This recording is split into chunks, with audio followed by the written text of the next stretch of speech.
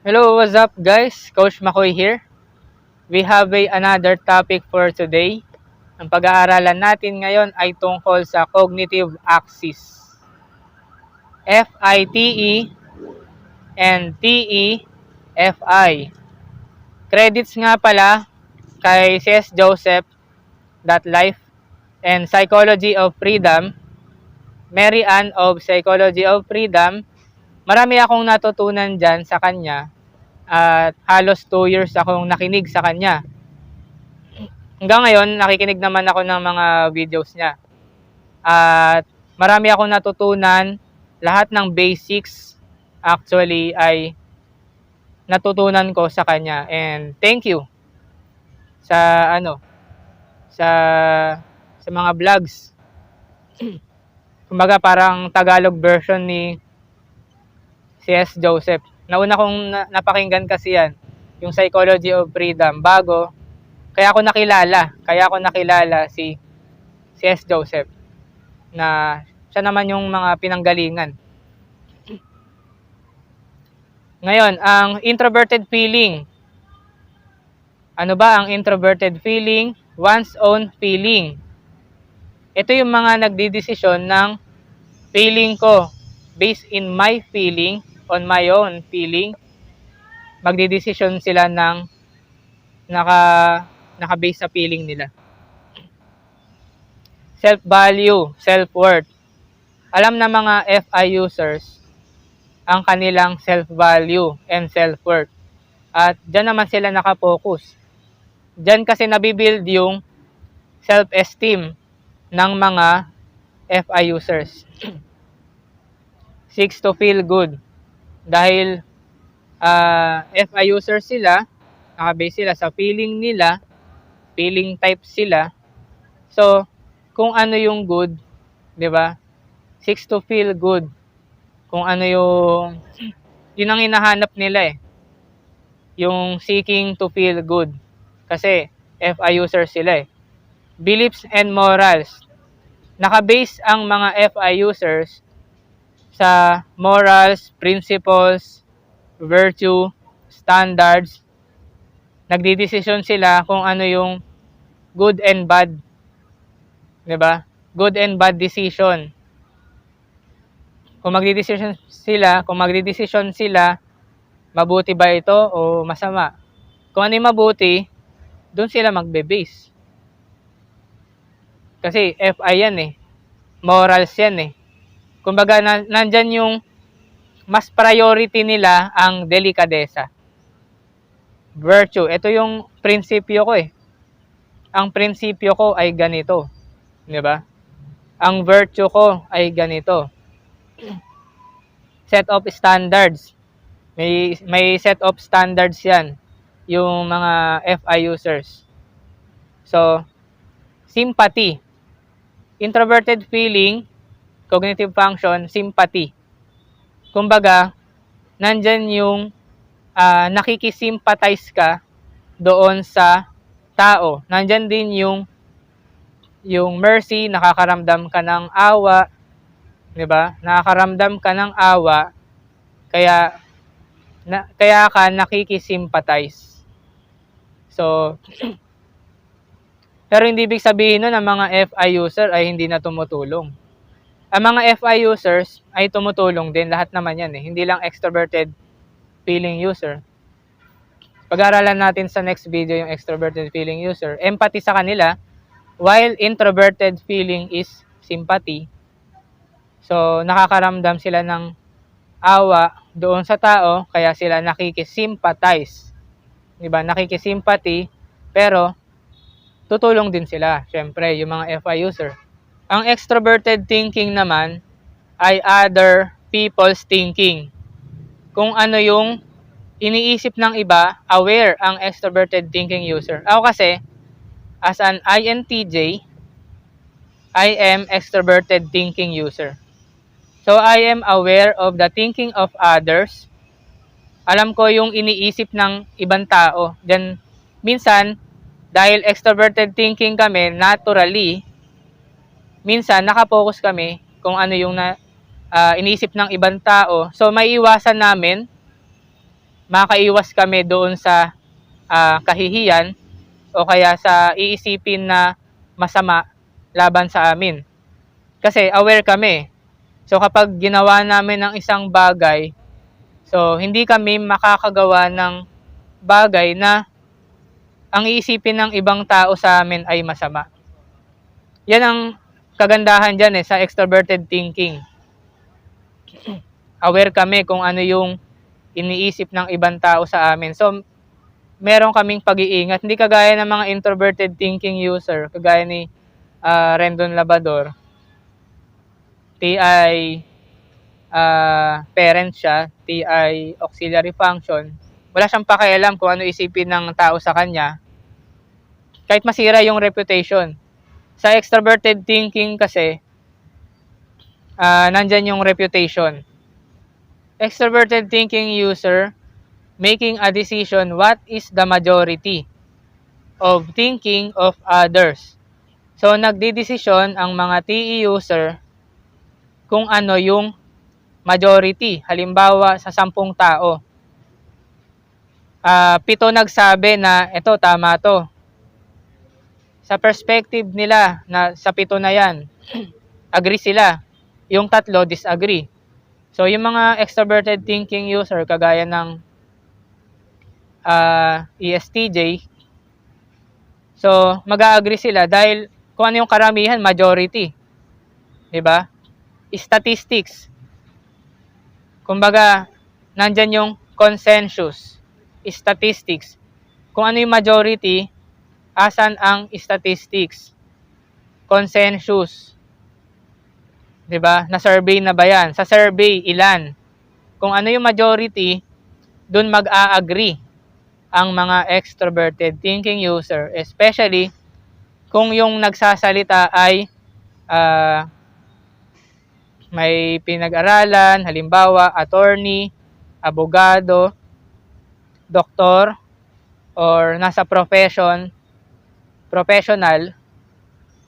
diba? Dun kasi yon nagdidesisyon ang mga extroverted thinking. Correlation and comparison.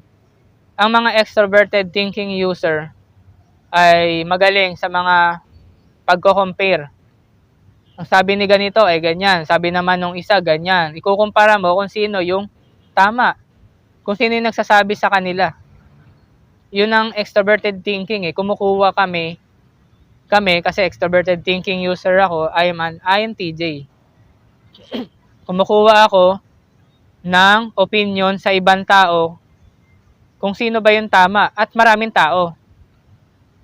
Ang mga TE user, hindi yan loyal sa isa-isa sa nakikinig na ang pinakikinggan ay isa lamang. Hindi.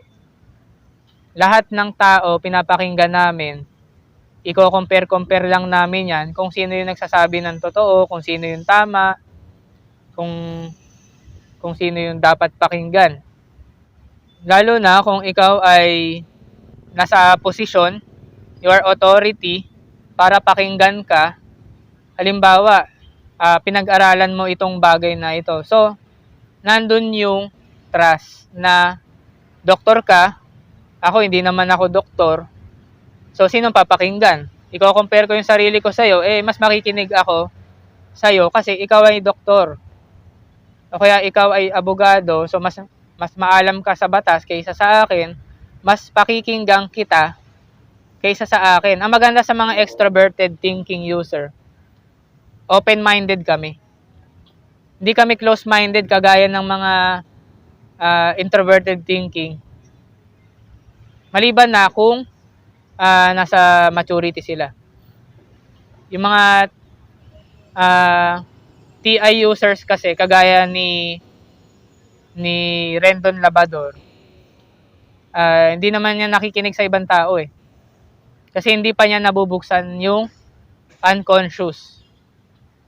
He's not already open the gates of unconsciousness. So, hindi pa niya nagagamit yung extroverted thinking grandparent na pag-aaralan naman natin yan kapag katapos nitong cognitive mechanics. So, dito, hindi kagaya ni ah, hindi kagaya ni C.S. Joseph, ENTP siya, introverted thinking auxiliary function siya. So sabi ko kanina, ang axis, hindi pwede sa consciousness natin ay magkasabay na introverted thinking and extroverted thinking sa consciousness natin. Hindi pwede yon. Pero si C.S. Joseph ay nagagamit niya yung kanyang extroverted thinking. Bakit? Paano ko nasabi? Kasi yung ginawa niya na compilation ni Carl Jung, Dr. Carl Jung, psychiatrist yon. Dapat nga ang tawag doon, doktor eh. Yung iba ang tawag sa kanya, Carl Jung lang, pero okay lang yon. Dr. Carl Jung, psychiatrist, father of analytical psychology. Tapos yung kinuha niya, yung kay Dr. John Dewey, kay Dr. David Kersey, Dr. Linda Behrens, at iba pa na mga pinagsama-sama niya lang. Kumbaga, gawain yun ng extroverted thinking user. Kasi ganun ako eh. Lahat ng mga knowledge, opinion ng mga pinagsama-samang doktor, papakinggan namin yan, tapos i-compile ng isa. Kagaya nitong vlog ko, nabubuo ang vlog ko, hindi galing sa akin to. Lahat ng pinagsasabi ko dito ay galing sa ibang tao. Na galing sa mga professional, galing sa mga sa mga psychiatrists, psychologists. So, pinagko-compile, ito yung nabubuong vlog ko. Kagaya nitong C.S. Joseph, extroverted thinking yon, na pinag-compile niya lahat ng knowledge, lahat ng perspective, opinion ng mga doktor, mga Jungian analytical psychology, ginawa niyang iisa. Kaya siya nakagawa ng type grid. Yung pang-type, kaya siya nakagawa ng C.S. Joseph type grid. Kasi gumamit siya ng extroverted thinking. So, ituturo ko mamaya. Kaya sa mga ISTJ and INTJ, ituturo ko kung paano natin magamit ang introverted thinking ng maayos. So, magsubaybay lang kayo. Ang mga extroverted thinking, naka-base sa kung ano yung reference. Asa ng statistics, findings. Diba sa research? Sa research, based on reference, based on findings, statistics, consensus, di ba? Rational na pag-iisip. Kung ano yung pangkaramihan. Yan. At ang extroverted thinking naka-base sa credentials. Halimbawa, ikaw tao na nagsasalita. Para pakinggan ka namin, dapat may napatunayan ka. May napatunayan ka muna dapat. Ano ba status mo? Ano ba titles mo? Doktor ka ba? Pares lang naman tayo halimbawa na hindi naman doktor. Paano mo masasabi na mas tama ka kaysa sa akin? Nakabase ang extroverted thinking sa credentials, reputation, kung ano ba yung achievements mo.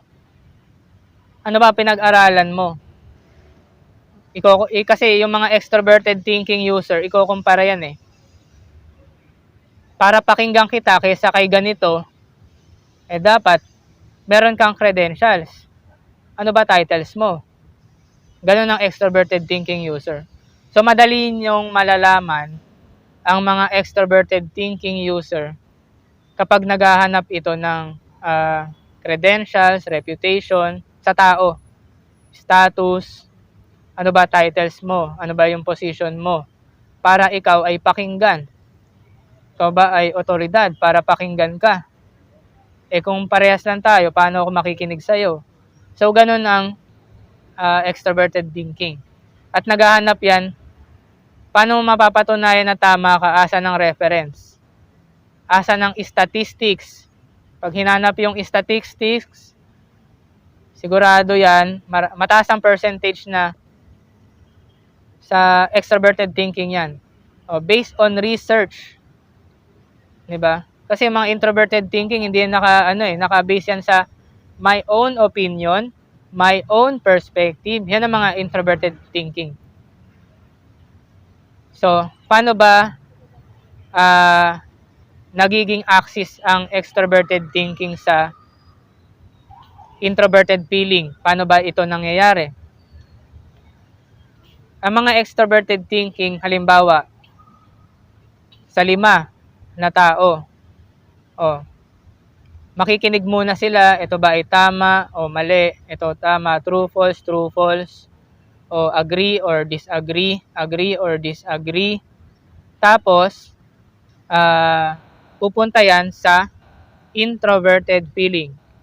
Cognitive baseline muna tayo sa mga NJs. Kagaya ng ENTJ, ESTJ, INTJ, ISTJ. So, like me, I am extroverted thinking, auxiliary function. So, makikinig muna kami sa ISTJ muna, tsaka special to Kasi ako, INTJ ako. Unahin ko na ito. Kaming mga INTJ or ISTJ, kukuha kami ng mga information. Ano ba opinion mo tungkol dito? Ano ba sa tingin mo? Ano ba naiisip mo? Ganyan. Sa 5 na yan, okay. Kukunin namin, tapos mapupunta yan sa introverted feeling. So, yung introverted feeling, hahatol yan na base ba yan sa morality ko?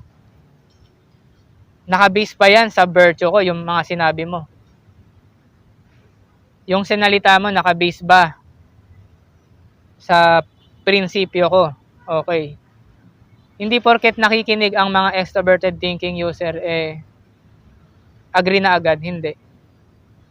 Dinajudge muna yan sa isipan based on introverted feeling.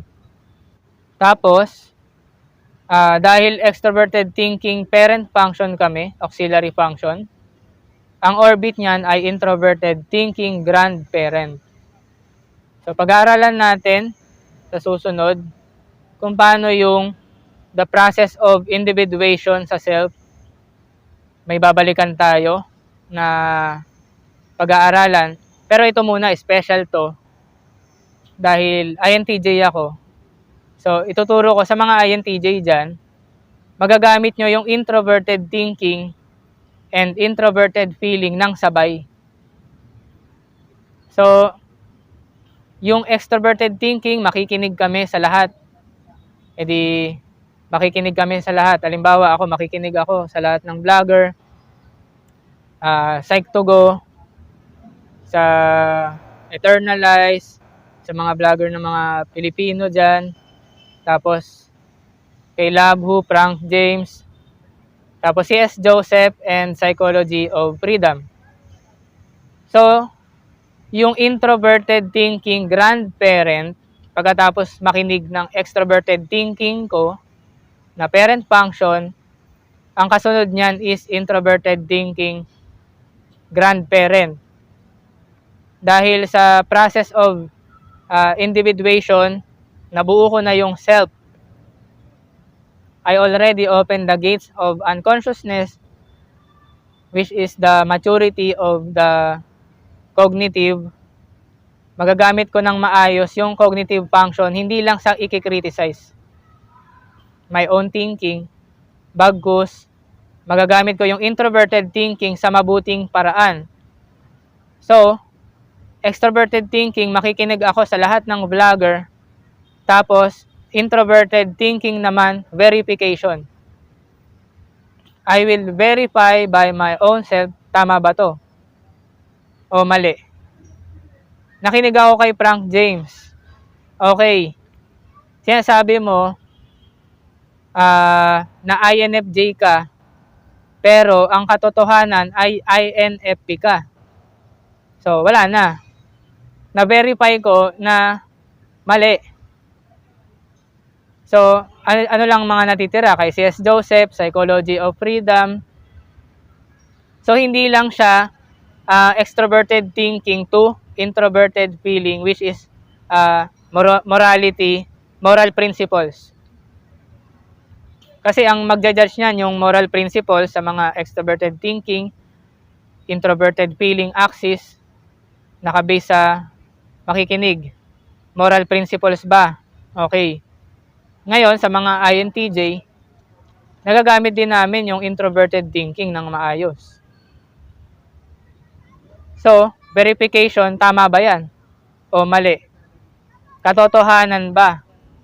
Kasi kagaya ko, na INTJ, na I already open the gates of unconsciousness. So, nagagamit ko ng maayos yung introverted thinking cognitive function. Nakabase na rin ako sa kung ano yung totoo. Kung ano ba yung tama. I am standing for what is right. So, yun ang kagandahan ng INTJ and ISTJ. So, paano naman kung yung introverted feeling is above in the cognitive baseline? Kapag naman mataas ang introverted feeling sa extroverted thinking,